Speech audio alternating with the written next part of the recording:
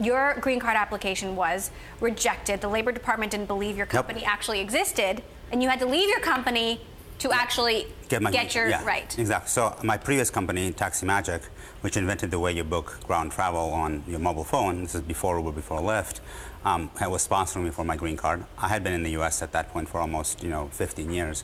And the Labor Department said, you own too much equity, so you get to decide who gets hired and who doesn't. And so we can't qualify you for a green card.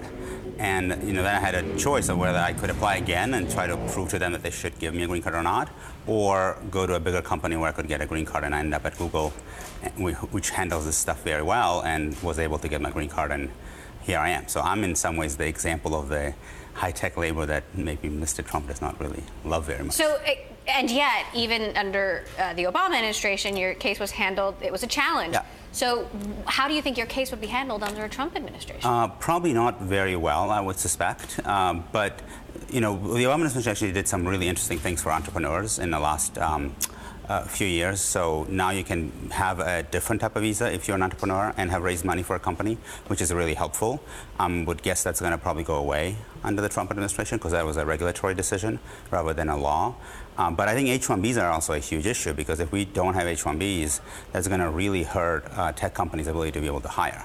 I mean, we have probably at least 10 people at Shift who are on H-1Bs right now, and they are all doing.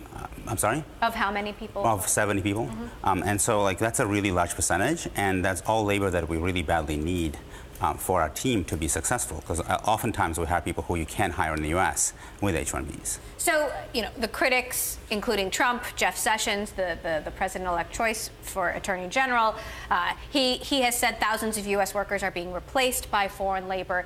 You do have some examples that have been pointed out at Disney, at Southern California Edison, of this, type of visa potentially being abused. Yep. What do you say to the people who are very fearful?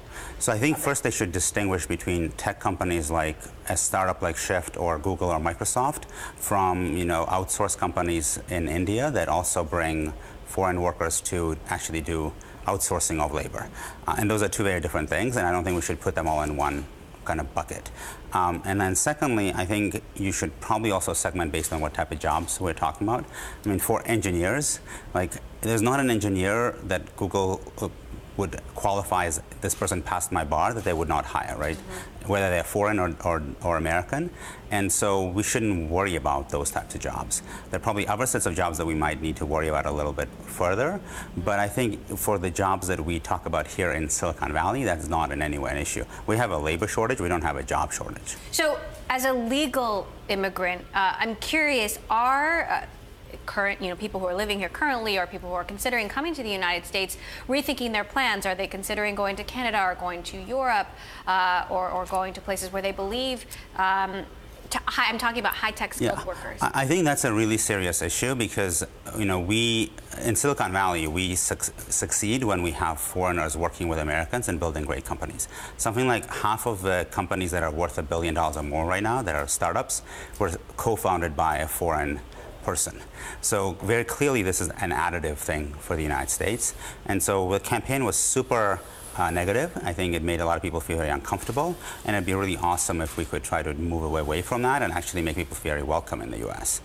Now, I think we as CEOs and other tech leaders can do a lot to make that happen. I mean, again, at Shift, we're always very open to immigrants who are coming to work here, and we've been very supportive, and will continue to be no matter what the government says.